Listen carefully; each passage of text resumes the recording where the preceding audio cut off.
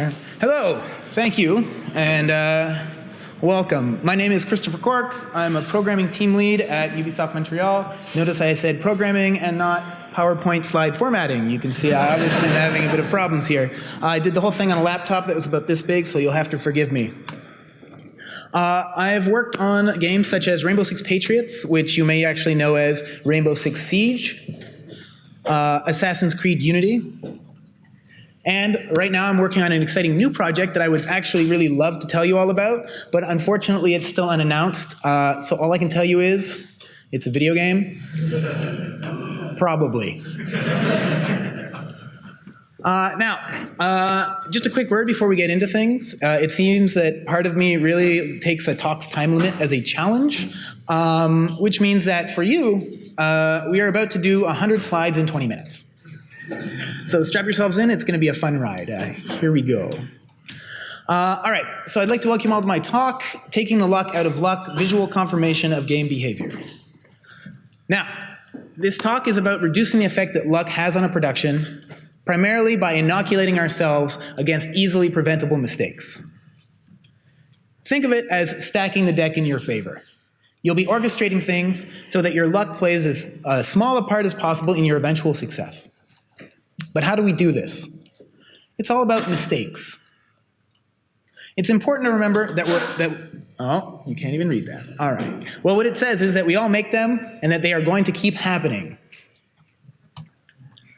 My goal is to help you catch your mistakes early. Specifically, before they have too many features or systems layered on top of them and it's too late to go back. To do this, let's talk about one of the biggest reasons why people make mistakes. Understanding comes from a combination of knowledge and educated guesswork. The problem comes when someone allows a guess to take on the certainty of knowledge. It's when you think you know what's going on, but you weren't quite there. When you do that, you are making an assumption. Making an incorrect assumption is one of the most common causes of problems in game development today. It's because when you assume something is true when it isn't, everything that comes after it in the logical chain is flawed. You can pay for that one mistake for months or years to come. That's where visual confirmation of game behavior comes in. What I mean by this is checking your guess, your educated guess, with some sort of programmable visual helpers. Practically speaking, this means creating your own visual feedback using debug display. I'm not going to go into any very specific implementation stuff because it's going to be different in every engine, and I have no idea what you guys are going to be using today, tomorrow, next week. But to accomplish what you'll need to accomplish what you'll see in this talk, all that you're going to need is the basics. The ability to draw text, lines, and basic geometric shapes in different colors in 2D and 3D. So to give you an idea of where I'm going with this visual confirmation thing, I'm going to tell you a little story about back when I started in game development. I was given a very simple task at my first job, and it was spawn 10 enemies randomly distributed inside of a circular area. So the first thing I tried was I made a box the same size as a circle, and I spawned points at random X and Y coordinates inside the box. I then checked the distance from the center, and I removed the outliers. You can see them in red, hopefully. Of course, I had to run the loop a few more times to make up for the runs that had failed. In this case, when I ran it on my PC, I had to do it 16 times for 10 successes. The result isn't bad, and it is random, but it seemed kind of wasteful to me because, of course, I had to run it 16 times to get 10 things that I wanted. So I figured at that time, there had to be a better way. After looking at the circle for a while and thinking a bit, I had an idea. Instead of using random X and Y coordinates for each spawn position, I started by taking a random angle around the center. After that, I traveled a random distance along this angle using a value somewhere between 0 and whatever the circle's radius happened to be. And that would give me a random point somewhere in the circle. And it did. It gave me exactly what I wanted, 10 random points in the circle, no problems. Now, just to make sure I haven't lost anybody going too fast, anything like that, can you please put up your hand if you followed my logic so far with the whole circle thing? Excellent. Keep your hands up, keep your hands up. All I want to know, secondly, is, had this been your story, is this a solution that you might see yourself coming up with? Keep your hand up if you think, okay, I might have done that myself. That's good. Because I see that most of you kept your hands up, which means you're right there with me, which is great. You can put the hand down. Because that means that this talk is for you. Because unfortunately, you and we both just made a mistake. You see, what I didn't know was that there was a fundamental flaw with this idea I've just proposed. If we only use the algorithm a couple times, like I did, we won't notice anything wrong. But if we run it 50 times and superimpose the results on each other, we start to see something suspicious.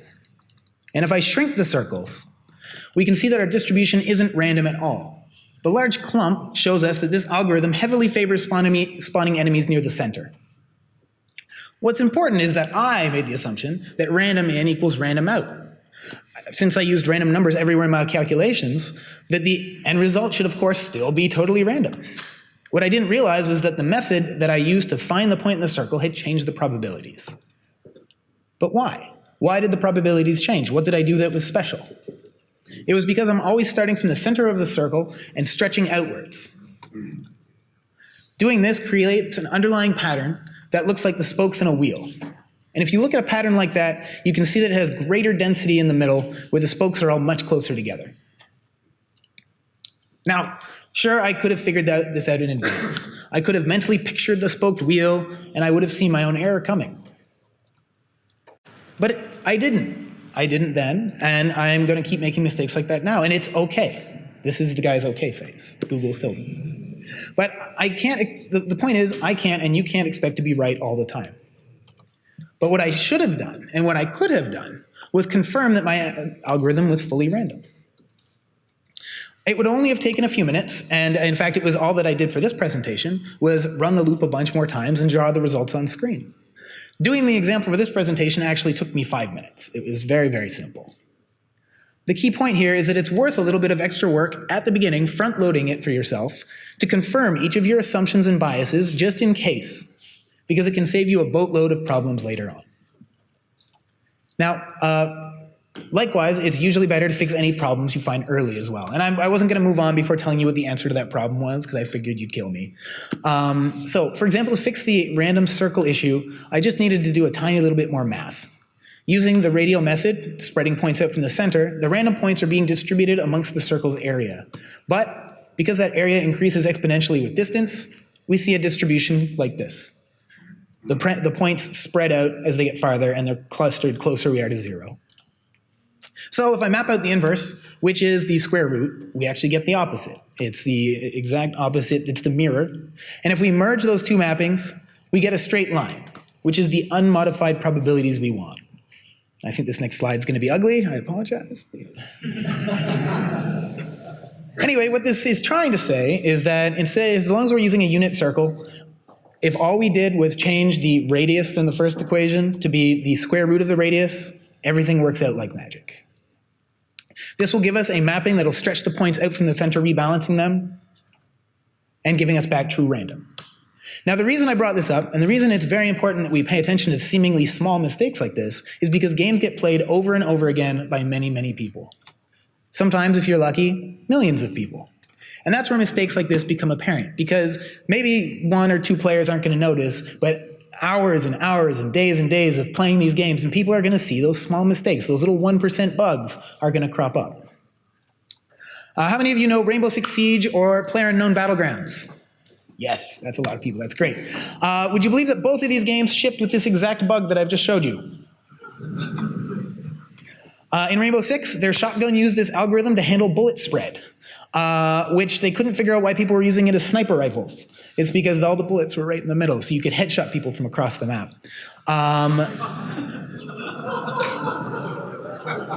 They fixed this problem by putting in the true random, but then players couldn't actually hit things that are under their cursor. So don't tell anyone, but the secret is that there's one little bullet that always goes straight.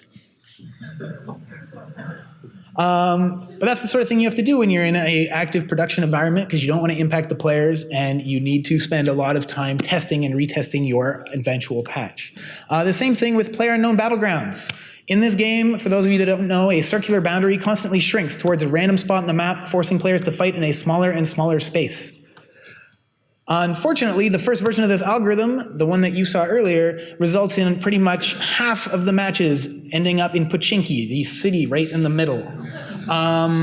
This was because they used my favorite little algorithm. Both of these games, they actually released patches eventually, working very, very hard to fix these issues. But the point is that the game developers had to develop, test, and release an update in order to fix these issues, which universally involves a lot of time, money, and expense. This is why visual confirmation of game behavior is so important. Now, just a quick aside, I want to explain why I keep emphasizing the visual aspect specifically. I do that because your visual cortex, which most people think is here, it's actually here, is an extraordinarily powerful signal processing tool. It is highly specialized and it can parse an incredible amount of data very quickly.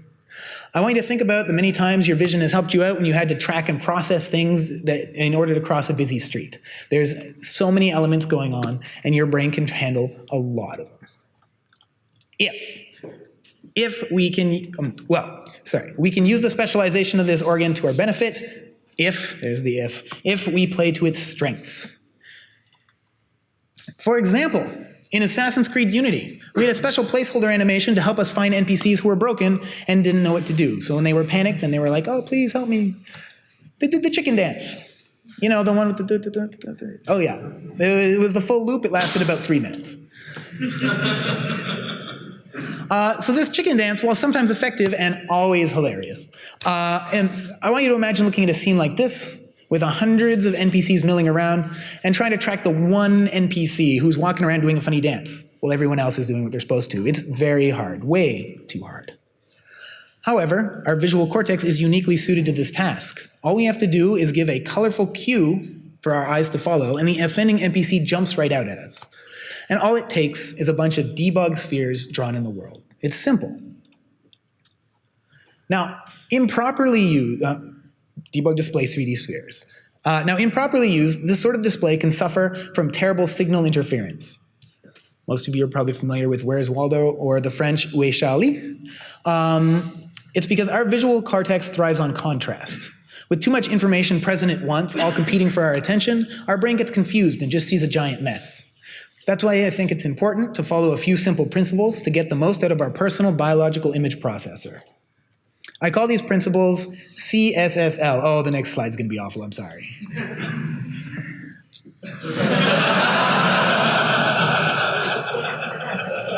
So what it originally said was color, space, size, and layers. Color, if you color things, they're gonna stand out and you can group things by color. Your brain will make the logical distinctions. Space, by grouping like things together and keeping separate things apart, your brain will create invisible boundaries for you and you'll be able to recognize distinct categories. Size is used to differentiate separation or to give emphasis to particular things like titles or important information. And layers, this one is the most important. You want to separate information on different layers. You don't want to do too much at once. Too many people try to make the debug display to rule them all. You don't want to do that. You just want to put one or two things on an individual layer and enable it when you need it. A quick example of CSSL from AC Unity. This is sort of what the debug output looked like before I applied CSSL to it. It's disjointed and everything runs together and it's hard for even the guy who wrote it to know what it means. However, we're losing a bit off the bottom, but you can see how the clever use of color, space, and size help readability immensely. By making the titles more prominent and putting color changes between logical sections, we're ordering the data more by similar types. We've made a huge improvement to the previous alphabet soup. Most of you did not work on the game and probably couldn't recognize what was in the first segment of debug, but here it's pretty obvious that we're looking at the guy's status, what he's thinking, what he's looking at, and it's pretty easy to parse even for somebody who's not familiar with it. Cleverly formatted text is often one of the most useful visual confirmation helpers that you can have. So, now that we've covered why visual confirmation is so important, I want to give you some specific examples of how to use it to make your life better. First, you can use this method to confirm reality. The sad truth is humans aren't good at probabilities. What probabilities and statistics tell us often doesn't match what our feelings say should happen, and in those cases, most of us foolishly listen to our feelings anyway. We even have names for some of these phenomena, such as the gambler's fallacy, that being that if you have a lot of good luck or bad luck, you feel like you're starting to become due to get the opposite. So since we know as people we are vulnerable to these emotional assumptions, we should now know that as game developers we need to confirm any statistical decisions with hard visual data. I want to give you an example. I want you to imagine enemies in a squad-based tactical Tom Clancy style FPS, a theoretical one. Now imagine that the player breaches through the doorway on the first level and 5 of those enemies will get to take a shot at the player before he manages to get behind cover. Also, the designers have decided that they want about half of those shots to hit so that the player feels threatened. They have also decided that the player will die if they get shot 5 times in a short period of time. So their thinking went, that's easy enough. We're just going to get the programmers a 50% probability that it means each enemy does a coin flip, and then it either hits or misses the player. Except that is not how probability works.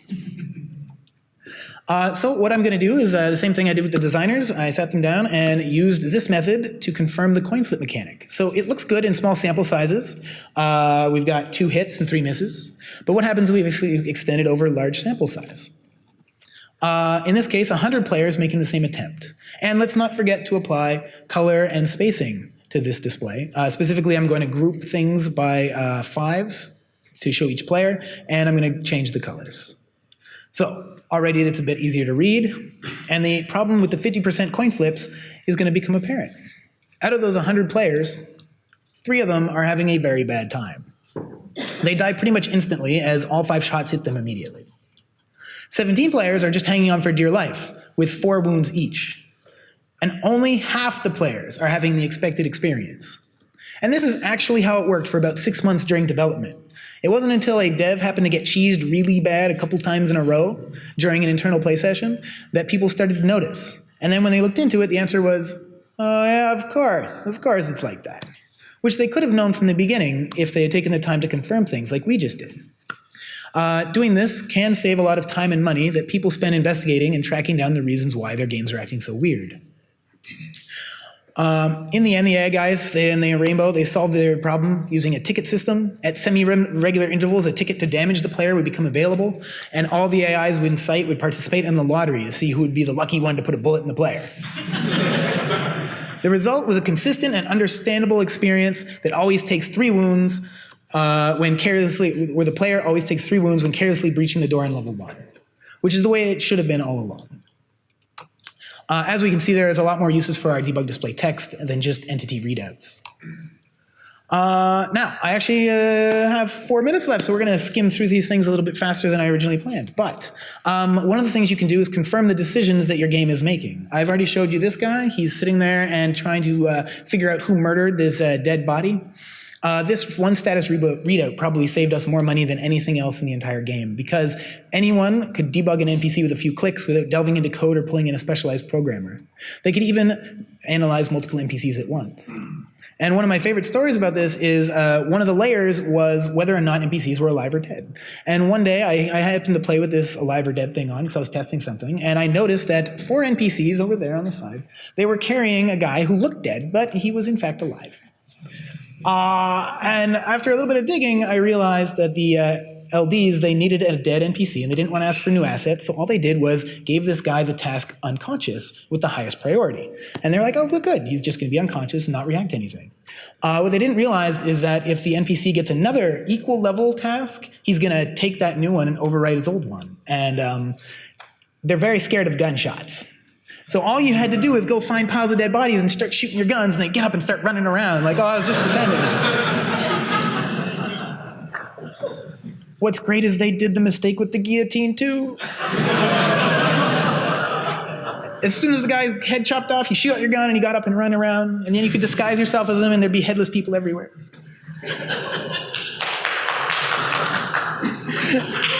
So as funny as these moments are, it would have been a major embarrassment for us as a studio to have such an obvious and ridiculous bug leak through the public that is from a YouTube video, so it actually did make it eventually.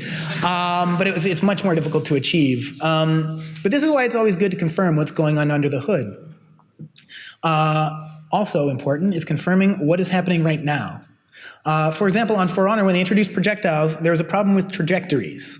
Very often you'd be shooting at someone with your bow, pew pew, except it would miss, but by inches, the barest possible amount. So what we did was we placed a track where we thought the arrow should go, and we placed one where it was actually going, and we realized it was the exact same graph. It was just offset slightly. It turns out that the physics hadn't been initialized in the first frame, so even though we were sending velocities to that arrow, it wasn't going anywhere. So it was always one frame behind. So you thought it was supposed to be here, and it was here, and it would always just miss your target by inches. This is something where we had certain expectations of how it was going to react in real time, but by actually diagramming it out with 3D elements, lines or arrows, we were able to see very immediately that we'd made some sort of mistake. Even quicker, we're almost done. Very important is actually confirming what has happened up till now. You recognize our friend here. One problem I had, and this happened fairly late in development, he would crawl over to a dead body and he'd look at it, and he'd look at it, and he wouldn't stop looking at it. And we didn't understand what was going on. We debugged these guys. We figured out that everything was working exactly as it was supposed to, and we couldn't figure out what was going on. Until I added a history to his witness state. He was seeing that dead body a lot, over and over and over and over again. See, dead bodies are supposed to send an event and say, oh, I'm a dead body, you're interesting, and then stop. But the dead body was actually broken, and it was just playing it over and over and over and over like a beacon, so every time the guy tried to stand up, the dead body would be like, no, come back. And he'd just stay there, and every so often he'd twitch. And eventually realized, oh, so the NPCs, the AIs are perfect. It's those dead bodies. They're the problem. But without this debug display, without actually having that list of seeing that it's just going off the screen with dead bodies, we would have never had any idea. And lastly, something you can do, something that is not usually done, is that you can confirm what people are doing.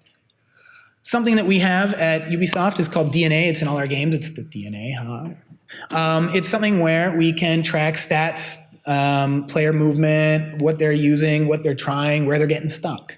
Unfortunately, I can't show you because it's very NDA level stuff, but what I did grab is something that came out of Halo 3 a couple of years ago. So in Halo 3, they were having a problem where some of their players were getting stuck in one of their levels called the jungle. What you see here is actually timestamp dots. Every 5 seconds, the dot gets stamped and changes color. In the initial run, it was just a giant kaleidoscope of colors because the dots all ran over top of each other. So what they did was they added some one-way drop-down ledges, clearer paths, a large structure at the end of the map that players could use to navigate, and immediately they saw this result, which is that because all the colors are clustering together, you can see that the players, in roughly the same speed, are moving through the map. Now doing this, all this really took was a registration of their data and then connecting that database to something that draws quads. It was very, very simple. But it gave them the information they needed to be able to actually make tactile changes in their map and see the results directly. They also did it for multiplayer. You can see that on one side of the map, the little blood splats where players are dying are actually much more prominent and farther onto the left than they are on the right. These are something that they used in a lot of their play sessions. And honestly, we have almost the exact same thing. So just use your imagination, Ubisoft. So, don't be daunted. Don't be daunted by the seemingly complication or endless possibilities of this. Visualizations and confirmation of assumptions, they're not anything terribly complex. It's whatever you can think of, whatever questions you want to have answered, you can answer them early. It's not a one-trick pony. There's a whole pile of uses you can put it to, and honestly, it is up to you. It can be one of the most versatile tools in your tool belt as long as you don't forget to keep it sharp and use it often. So, the takeaway. If you only remember 3 things from today's talk, please let it be these. First, confirm your assumptions early and often. It's off the screen. This is very important because, again, everybody, we make assumptions, we do, and it takes very little time to actually check and see if you're right, and then you know you have a solid foundation to build on. Second, use CSSL.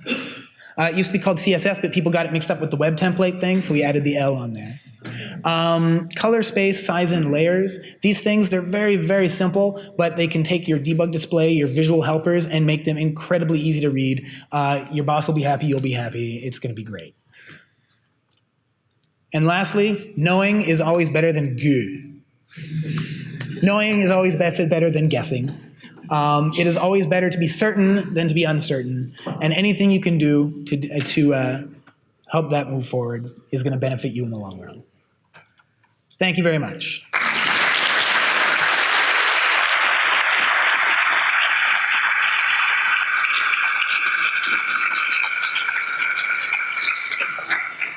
So we were a hair over 20 minutes, so didn't quite make the 100 slides record. But questions? Yes. Are there any problems that you think would be where the display of the information in some sort of debug situation would make it more complicated than just running through it a few times? Like, are there any of those issues that you think where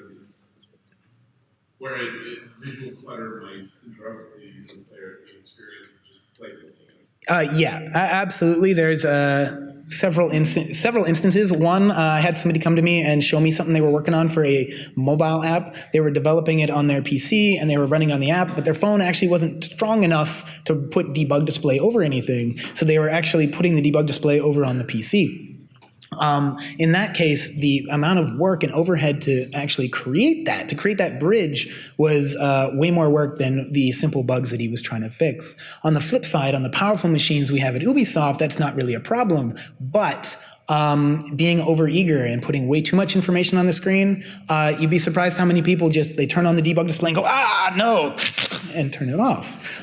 So yes, it can very often intimidate and scare people if done in a cluttered or unorganized way. So sometimes you have to ask yourself, hey, is the small thing I'm trying to fix worth the investment of time? Usually yes, but occasionally you find out you did put in a lot of work for something that's not as good. But overall, I'd still recommend it. Do you find there's a relationship between the debug information that you're putting across to the developer and information that you're relaying to the player? So is there a crossover between those two things? Yeah, there's absolutely a crossover to the point where we actually start most of our player communicated information as debug because we don't want to waste time actually making stuff that the player's not going to be use or be interested in. So if we're going to make a 3D map or we're going to have a menu or anything like that, it's all going to be in blockouts and debug display and whatever the cheapest thing we can get until we actually know that the player's going to pay attention to it. The other thing is that very often we'll actually have debug display that's so useful that we actually bring it into the game. If you guys have played Assassin's Creed, there's the eagle sense. It's sort of where you can see objectives and whatnot. That sort of thing starts from, oh, it's a need we discover when we're playing. We have a debug display to see all the objectives, and we realize, hey, the game is way more fun when we have debug on. And when you realize that, you're like, well, maybe we should actually incorporate some of this cool stuff into the game. So that's where a lot of random happy accidents happen.